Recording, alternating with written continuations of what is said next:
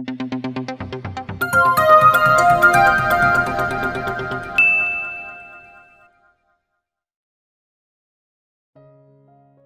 si Arabella sa pag-check ng mga bagong dating na salon products. Aalis siya mamaya para magsukat ng kanyang wedding dress kasama si Derek. Si Derek ang doktor na nakilala niya noon sa hospital, at ito rin ang tumulong sa kanila ni Aling Martha nang mawalan siya ng malay sa daan. 5 taon na ang nakakaraan. Mahigit 2 taon siyang niligawan nito, at dahil mabuting tao, at nakita niya na mahal siya nito, sa kabila ng kalagayan niya ay sinagot niya ito. Wala na si Arabella na mahihiling sa buhay na mayroon siya ngayon. Nag-aaral ang mga kapatid niya, at nasa mabuting kalagayan ang pamilya niya, kaya naman nagpasya na siya na pumayag, hence magpakasal sa nobyo niya. Arabella, ako na riyan. Mag-ayos ka na, dahil baka biglang dumating si Derek. Ani Aling Martha, nakahapon pa dumating, galing probinsya. Sinundo nila ito nina Arjo, at nanay niya, syempre kasama si Amon. Hindi pa man si Arabella nakakasagot, ay nakita na niya ang nobyo na nakatayo sa entrance door. Nakangiti ito roon, habang may dala ng bungkos ng bulaklak, kaya naman kilig na kilig ang ibang babae, na tauhan niya sa salon. Tumayo siya sa kasinalubong ito, nang yakap at halik sa labi. Nang ilalayo na niya ang mukha ay hinapit siya ni Derek sa bewang lalo, at hindi siya pinakawalan, mas lalo tuloy na diin ang labi niya, sa labi nito.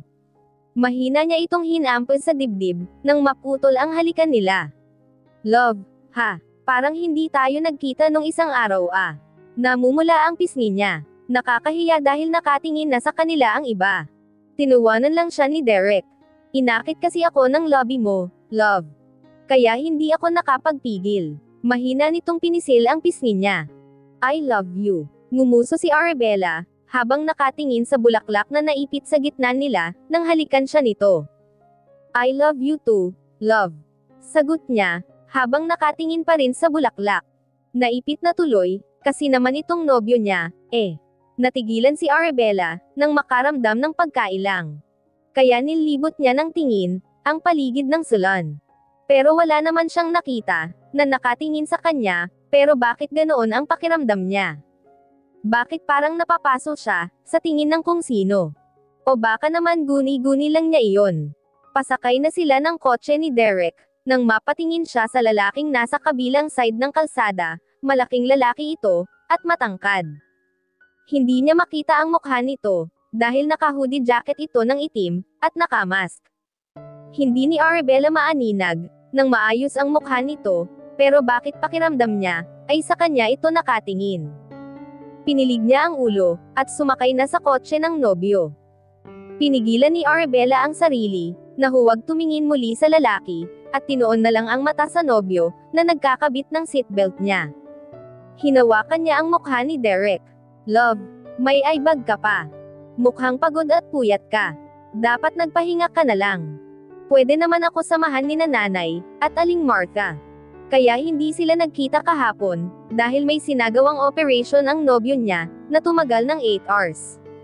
Napag-alaman niya na hindi naman pala ito doktor, ng mga buntis noon, gusto lang pala siya nitong makausap, noong panahon na iyon, kaya ito ang nagsabi sa kanya ng kalagayan niya. In short, matagal na itong patay na patay, sa beauty niya. Sa bagay hindi naman niya ito masisisi. Sa ganda ko ba naman? Napahagikik si Arabella sa naisip. Love, mukhang kung ano-ano, na naman ang naiisip mo dyan. Tell me, tuwang-tuwa ka na naman, dahil mahal na mahal kita, right? Hindi kaya. Mag-drive ka na lang dyan. Tanggi ni Arabella. Her boyfriend is a neurologist, and one of the best doctors, in the Philippines. Gustong-gusto ito ng nanay niya para sa kanya, maging ang mga kapatid niya ay ganun din. Noong una ay wala naman siyang balak sagutin ito, dahil ayaw na niyang magmahal, nang angat ang buhay kesa sa kanila, pero pinatunayan naman nito ang sarili sa kanya, sa kanila ng pamilya niya. Alam din nito ang pinagdaanan niya, at nangyari sa buhay pag-ibig niya noon. Wala siyang itinago rito, mabuti na lang talaga, at tanggap sila ng binata. Malakas si Arabella na napatili, nang biglang magpreno si Derek. Paano ay bigla na lang may hamarang na kulay itim na kotse, sa harapan ng kotse nila. Malakas na napamura si Derek. Agad na hinawakan nito ang mukha niya, na nanlalamig sa takot. Are you okay, love? Medyo, sabi niya habang nanginginig pa ang katawan, sa pagkabigla. Paano kung hindi nakapagpreno ang nobyo niya? Tiyak na nabangga na sila. Niyakap niya ang sarili, habang sinusundan ng tingin si Derek, na bumaba ng sasakyan para puntahan ang kotse, na hamarang sa kanila, pero hindi pa man nakakalapit ito sa kotse, ay humarurot na iyon palayo. Walang hiya, bastos, walang modo. Matapos mangharang, ay gusto pa silang pakainin ng alikabok sa kalsada. Ang bastos naman ng taong iyon. Inis na sabi ni Arabella, pagkapasok pa lang ni Derek. Kung magpapakamay siya, dapat hindi na siya nandami. Bumantong hininga si Derek, at hinawakan siya sa kamay. Calm down, love. Let out your anger, bago mo isukat ang wedding gown mo. Ikaw din, baka pangit ang mapili mo. Biro nito sa huling sinabi. Bumuga siya ng hangin. Nakakainis kasi, love. Paano kung bumangga tayo? Napahamak pa tayo, dahil sa kawalang hiyaan ng taong iyon. Kung pwede lang siyang lumipad, ay hinabol na niya ang taong yun, at saka tineres. Nagpatuloy si Derek sa pagmamaneho. Si Arabella naman, ay nakabusangot hanggang sa makarating sila, sa wedding dress boutique. This way, ma'am and sir. Iginiya sila ng sales lady papasok. Lahat po ng nakadisplay na wedding dresses dito, ay available. Pwede din po kayong pumili dito. Napamaang si Arabella, habang nakatingin, sa mga nakadisplay na wedding dresses. Ang gaganda, tili ng utak niya. Napangiti si Derek, at pinisil ang kamay niya na hawak nito. Nakita ng binata na nawala na ang inis niya, at napalitan ng excitement ang mukha niya. Look at this, love. Hinayla niya ang nobyo, palapit sa isang wedding gown, na nakalagay sa pinakagitna. Sa sobrang ganda nun, ay agad na nagningning ang mga mata niya. Bumitaw si Arabella sa kamay ng nobyo, at tiningnan ang kabuuhang design nito. Isa pala itong backless, crepe bridal dress. Bagay na bagay sa sexing tulad niya. Love. Tumakbo siya sa nobyo, at yamakap sa bewang nito. Mukhang hindi ko na kailangan tumingin, ng ibang design ito na kasi ang pipiliin niya. I'm sure bagay na bagay sa'yo ang gown na ito, love, bulong ni Derek sa kanya. Ma'am, here's the brochure po. Pumili na po kayo ng design na gusto nyo. Ani ng sales lady na nag-assist sa kanila, iniabot din nito ang hawak sa kanila. Miss, my fiancé already choose this one. Itinuro ni Derek ang wedding dress, na nasa gitna. All you need to do, is to measure her sizes para sa gown na iyan. Sige, po ma'am and sir. Pasusukatan na po namin kayo. Jonah, humihingal na lumapit sa sales lady, ang isa pang sales lady, bumulong ito sa nag-assist sa kanilang babae. Naku ma'am, sir, pasensya na po, pero hindi na po available ang wedding dress na iyan. Yumuko ng paulit-ulit ang kara-rating lang na babae. Ha, bakit? Tumingin siya sa babaeng nag-assist sa kanila. Akala ko ba ay available lahat, ng wedding dresses na narito? Tukoy ni Arabella sa nakadisplay. Punong-puno ng panghihinayang ang dibdib niya. Lumapit sa kanila ang manager ng boutique, at yumuko ito katulad ng dalawang sales lady. We're sorry, ma'am and sir, but this wedding dress was already sold to someone. Look, I can double the price of this wedding dress, ibenta nyo lang ito sa amin. My fiancé really loved this. Pamimilit ni Derek. I'm sorry, sir, pero hindi talaga pwede. You can choose another design, ma'am and sir. We are willing to give 10% discount para sa abala. Pasensya na ho talaga kayo. Bagsak ang balikat ni Arabella. Sayang, at gustong-gusto pa naman niya ang wedding dress na ito. Sige, pipili na lang kami ng iba. Pilit na ngumiti si Arabella kay Derek. It's okay, love. Kahit anong wedding dress naman, ay bagay sa akin. Sinabayan ng biro niyang sabi. Kumunot ang noo ni Arabella, nang mapatingin sa isang sulok ng butik. Paano ay nakaupo doon, ang lalaking nakita niya kanina. Nakaupo ito habang iniikot sa daliri, ang susi na sa tingin niya, ay susi ng kotse nito. Katulad kanina ay hindi niya makita ang mukha nito. Lahat ng suot kasi nito ay kulay itim, itim na rubber shoes, itim na jacket, itim na loose pants, tapos nakamask pa ng itim, at nakaharang ang buhok sa mata. Love. If you want, pwede ako magpagawa ng ganitong design. Bumaling si Arabella sa nobyo. Hindi na, love. Pipili na lang ako ng iba, marami pa namang magandang design na narito. Totoo ang sinabi niya, marami pa naman talagang magandang design. Kaya pipili na lang siya ng iba. Nanigas ang katawan ni Arabella, nang sumuot sa ilong niya, ang pamilyar na amoy. Marahas siyang napalingon, nakita niya ang pagdaan ng lalaking nakaupo kanina sa dulo. Bumuga siya ng hangin at pumikit. Ano ba ito? Bakit bigla kong naalala ang amoy ng lalaking iyon?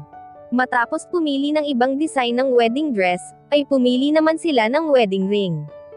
Ang gusto niya sana, ay isang simpleng wedding ring lang, pero hindi pumayag ang nobyo niya. Ano? 2 million.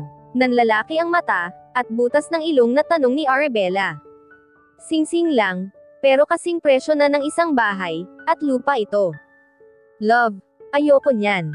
Ayos na sa akin ang simple lang. Sabi ko kasi sayo, ay sa ongpin na tayo sa Binondo bumili. Hindi naman mahalaga sa kanya, kung mahal, o mura. Ang mahalaga ay may kasal sila. Mariin na umiling si Derek sa kanya. Ako ang masusunod this time, love. Sinuot nito ang singsing sa daliri niya. Bagay na bagay sa kamay nyo, ma'am. Singit ng sales lady, habang kilig na nakatingin sa kanila. Tumango-tango si Derek. Yeah, it really suits to your finger. Pero, love, mabilis na tinakpan ni Derek, nang labi nito ang labi niya, para hindi na siya makatanggi bago bumalang sa sales lady. We'll take this one, and this one. Tinuro din nito, ang singsing na para dito. Wala si Arabella na nagawa, kundi ang mapanguso na lang. Kung hindi nga niya napigil ito, ay magpapagawa pa sana ito ng wedding gown, sa isang kilalang designer, pero napilit niya itong bumili na lang, sa pinuntahan nilang wedding dress boutique kanina. Napabuntong hininga siya. Naalala niya ang mommy ni Derek. Alam ni Arabella na nagtatampo ito, dahil hindi ito ang nasunod sa kasal nila ng nobyo. Ang gusto kasi ng future biyenan niyang babae, ay ito ang masusunod sa lahat, pagdating sa kasal nila ng anak nito. Hindi lang pumayag si Derek, at ganun din siya. Ang dahilan ng anak nito, ay dahil sila ang ikakasal, which was right. Pero ang dahilan naman niya, ay iba. Alam kasi niya na bobonggahan nito ng husto, ang kasal nila ng anak nito. Kilala ni Arabella ang ina ni Derek. Masyado itong magastos. Palibasa, ay nag-iisa nitong anak, ang nobyo niya. Naalala pa nga niya ang buwan-buwan, na luxury bags, at jewelry na pinapadala nito sa kanya. Maging ang nanay, at mga kapatid niya ay pinapadalhan nito, ng kung ano-anong mamahaling bagay. Ang gusto pa nito ay lumipat na sila ng tirahan, sa nabili nitong bahay, umayaw lang siya. Nakakahiya naman kasi, hindi pa nga sila kasal, tapos ganito na ito. Pero thankful si Arabella, dahil tanggap nito ang kalagayan nila. Kahit hindi sila mayaman, ay hindi sila nakatikim ng panghuhusga, sa mga magulang ni Derek. Love, gutom na ako. Reklamo ni Arabella, kasabay ng malakas na pagtunog ng kanyang tiyan. Malakas na natawa si Derek. Sorry, love. I didn't notice that it's dinner time already. Mukhang mas na-excite pa ako, kesa sayo. Tumingin si Arabella sa kamay niya, na hawak ni Derek. Dati ay akala niya ay masungit ito. Paano ay hindi ito masyado na mamansan noong una? Pero mabuting tao pala talaga ito. Agad na pumasok sila sa Japanese restaurant, na nakita nila para kumain. Dahil gutom na si Arabella, ay talagang kumain siya ng marami. Sanay na si Derek sa ugali, at kilos niya. Sa katunayan ay wala siyang hiya, na nararamdaman sa harap nito. Pinuno niya ang laman ng bibig niya, nang mapatingin siya sa likuran ni Derek, ay muntik na niyang maibuga, ang lahat ng laman ng bunganga niya. Anak ng kutong lupa, sa dinami-dami ng taong pwedeng makita, ay bakit ang lalaki pang ito? Nagkasamid-samad siya. Nag-aalalang inabutan siya ni Derek, ng baso ng tubig na tinunggan niya, pero muntik na niya iyong maibuga, dahil mainit, anak ng. Mainit na pala, ang laman ng baso. Kinuha niya ang pangalawang baso, na inabot ni Derek sa kanya, this time ay tubig na ito. Sorry, love. Hingi ng paumanhin ni Derek. Halata kasi na natarante ito kanina, nang mabilawkan siya. Sa loob ng 5 taon, na magkakilala sila ni Derek, ay ngayon pa lang si Arabella nahiya, sa harap nito, at ngayon iyon. Paano pakiramdam niya, ay naglabasan ang sipon, at tubig sa ilong niya. Iniyuko niya ang ulo, para hindi siya makita ni Drake. Teka, bakit niya iyuyuko ang ulo niya? Wala naman siyang kasalanan. Umayos siya ng upo, at pilit na itinoon ang atensyon sa pagkain. Ano ang ginagawa nito sa Pilipinas? Nabalitaan niya kay Miss Flor, na umalis ito ng bansa kasama si Sandra, para sa US ikasal. Bumalik na ba ito kasama si Sandra?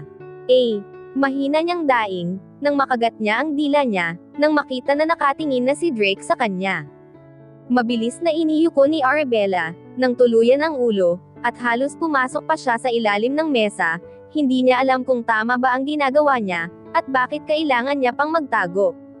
Pero kusang gumalaw ang katawan niya. Sobrang lakas ng kabog ng dibdib niya, kung noon ay sa kilig, tuwa, at pagmamahal. Ngayon ay sa galit na. Tama, galit na galit siya rito. Hindi mawawala iyon hanggat nabubuhay siya. Hinding-hindi niya mapapatawad ito. Tumingin siya kay Derek, nang maramdaman ang paghawak nito sa kamay niya, na para bang pinapakalma siya. It's okay, love. I'm here, and I will never let him to hurt you again. Derek said with a sincerity in his voice. Hamarang ito sa harapan niya, dahilan para wala siyang ibang makita, kundi ito lang. Mukhang nakilala nito, kung sino ang nasa likuran nito. Sa bagay, sino ang hindi makakakilala kay Drake Monteverde? Buong mundo yata, ay kilala ito. Love. Hinawakan ni Arabella ang kamay nito, nang pahirin nito ang luha sa pisngi niya. Umiiyak na pala siya. Pumikit siya, at hinayaan na pahirin nito ang mga luha niya. Bakit ganito? Bakit umiiyak siya ngayon? Akala niya hindi natutulo ang luha niya, dahil sa lalaking nanakit sa kanya ng todo. Pasensya ka na. Dumilat siya, at hinawakan ang kamay ni Derek, na nasa pisngi niya. Hindi ko namalayan na umiiyak na pala ako. Kumuyam ang isang kamay ni Arabella. Nawalan na siya ng gana. Bakit nakita niya ulit ang lalaking ito? Makalipas ang 5 taon. Gusto mo bang lumipat tayo ng ibang restaurant? May lamang sa boses ni Derek. Alam ni Arabella, na naiintindihan siya nito. Agad na tumango siya. Magkahawak kamay silang tumayo ni Derek. Hindi niya tinapunan ng tingin si Drake, na alam niyang nakatingin sa kanya na patigil siya sa paglakad, at napatingin sa harapan. Paano ay may jacket doon, na nakaharang na dinampot ni Drake? Nagangat siya ng tingin, nang tumayo ito ng tuwid sa harapan niya, hawak ang jacket na pamilyar sa kanya. Unti-unting nanlaki ang mata ni Arabella. Hindi siya pwedeng magkamali. Ito ang suot ng lalaking nakita niya kanina. Nang suriin niya ang kabuuhan nito, ay umawang ang labi niya. Tama, ito ang nakita niya sa tapat ng salon niya, at nakita niya kanina sa butik.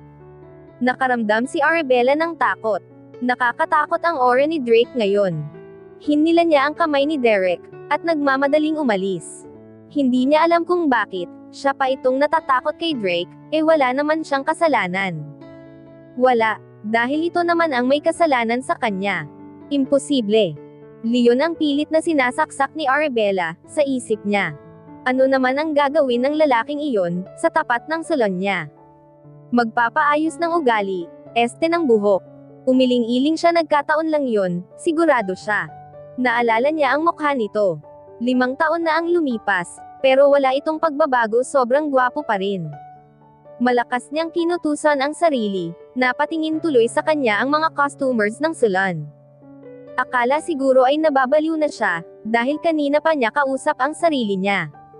Gwapo. Really? Arabella. Kastigo ng utak niya. Gwapo nga, ubod naman ng sama ng ugali. Hiling niya na sana, ay huwag na silang magkita pang dalawa. Hindi niya may sekmura na makita pa, ang mukha ng lalaking iyon, sarap hampasin ng blower sa mukha. Ate, agad na tumayo si Arabella, nang makita si Amon, lumuhad siya para pantayan ito, at niyakap ito. Katulad ng palagi niyang ginagawa, ay pinugpog niya ng halik sa mukha, at leeg ang paslit. Ate, tingin mo kamay ko. Itinaas ni Amon ang kamay, at pinakita sa kanya ang hawak nitong chocolate, na bilog ang hugis, katulad ito nung pinakita nito, sa kanya noong nakaraan. Teka, wag mo sabihin, na binigay na naman sa'yo iyan. Agad na tumingin si Arabella, sa nanay niya na napapabuntong hininga na lang. Ewan ko ba dyan kay Amon, bigla-bigla na lang nawawala, kapag nakita ko naman, ay marami ng dalang tsokolate. Dahilan ng nanay niya, napahilot si Arabella sa sentido, at saka bumaling kay Amon. Hindi niya magawang magalit rito, pero pinagsasabihan naman niya ito. Sumusunod naman ito sa ibang bagay, pero ewan ba niya, kung bakit hindi nito kayang umiwas, o tumanggi sa mga taong may dalang tsokolate.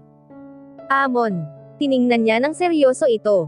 Di ba sabi ko sa'yo, ay huwag kang tatanggap ng kahit ano, sa hindi mo kakilala. Bakit ang tigas ng ulo mo? Paano kung bad guy iyon, at kunin ka niya sa amin? Sa akin. Nanlalamig ang mga kamay ni Arabella, ngayon na nakahawak sa kamay ng anak niya, tama. Anak niya si Amon. Pero hindi iyon alam ng lahat, maliban sa kanila ng pamilya niya, at ni Derek.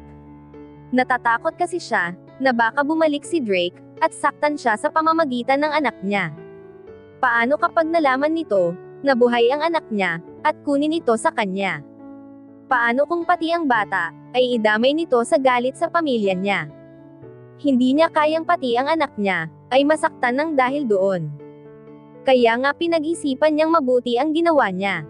Hindi bale nang saktan siya ni Drake, huwag lang ang anak nila, anak niya. Para sa kanya ay hindi ito ang ama ni Amon. Nagawa nito na iutos sa kanya, na patayin ang anak niya, samantalang nananalaytay din naman, ang dugo nito sa bata. Wala itong kwentang tao, o mas tamang sabihin, na wala itong kwentang ama. Napukaw si Arabella, nang marinig ang maliit na boses ng anak niya. Ate, sorry na po. Humikbi si Amon. Huwag ka nagalit sa akin, ha? Hinawakan ng maliit nitong kamay, ang mukha niya, at saka siya hinalikan sa tungki ng ilong. Love you, ate. Nag-init ang sulok ng mata ni Arabella, at niyakap ito ng mahigpit. I love you, Amon. Sorry ha. Sorry anak, dahil kailangan kitang itago sa lahat. Aniya ng utak niya. Hindi ni Arabella napigilan, ang paglandas ng luha sa mukha. Maging ang nanay niya, ay tahimik na umiiyak, bilang ina ay ramdam nito, ang nararamdaman niya. Mas lalo siyang naluha, nang maalala na nakita niya ang ama nito na walang pagmamahal sa anak niya. Hindi man lang naranasan ng anak niya, na mahalin ng sariling ama, kahit nang hindi pa ito sinisilang sa mundo. Sobrang sakit para sa kanya iyon. Kaya paano pa kaya, kapag nalaman iyon ni Amon balang araw? Tiyak na masasaktan ang anak niya. Saka paano niya ipapaliwanag kay Amon, balang araw na hindi talaga siya ate nito, kundi siya ang nanay nito. Ate, iyak ka ba? Agad na pinahid ni Arabella, ang luha nang lumayo si Amon, para tingnan ang mukha niya. Namiss ka lang ni ate. Pagdadahilan niya, ngumiti naman ang anak niya, na tila natuwa sa narinig. Hindi ka nagalit, ate? Malambing na tanong pa nito. Agad na tumango siya. Paano ako magagalit sa'yo, ang cute-cute mo? Aniya sabay pisil sa pisngi nito. Mabuti na lang, at kamukha niya si Amon. Hindi siya mababahala na makita ito ni Drake, dahil walang pagkakahawig ang anak niya sa ama nito. Ate, kain mo ito. Excited na binuksan ni Amon ang tsokolate, na galing sa bulsa nito, at saka isinubo sa kanya. Talap po di ba? Hindi nga talap, kundi masarap. Pagtatama ni Arabella sa anak. Natawa siya, dahil tumulis lang ang nguso nito. Ate, sabi ni Mamang Pogi, bigay ko daw iyan sa'yo, kasi love mo iyang chocolate na iyan. Nagbukas muli ng panibagong tsokolate si Amon, at isinubo ulit sa kanya, kahit may laman pa ang bibig niya. Sabi niya favorite mo daw po ang chocolate. Tumingin si Arabella nang may maalala. Nay, kilala mo ba kung sino ang nagbigay nito kay Amon? Nagkibit balikat ang nanay niya. Baka mga tambay dyan sa tabi-tabi. Alam mo naman, na maraming nagkakagusto sa'yo na taga dito sa atin. Kinarga niya si Amon, nang makita si Aling Nena na kapapasok lang ng salon. Magpapalinis na naman siguro ito ng kuko. Adele. Arabella. Nagmamadaling lumapit ito sa kanila, ng nanay niya. Hay, Amon. Ang pogi-pogi naman ng batang ito. Pinisil pa nito ang pisngi ng anak niya, bago bumaling ulit sa kanila. Di ba gusto mong bilhin, ang lupang ito ni Lucia?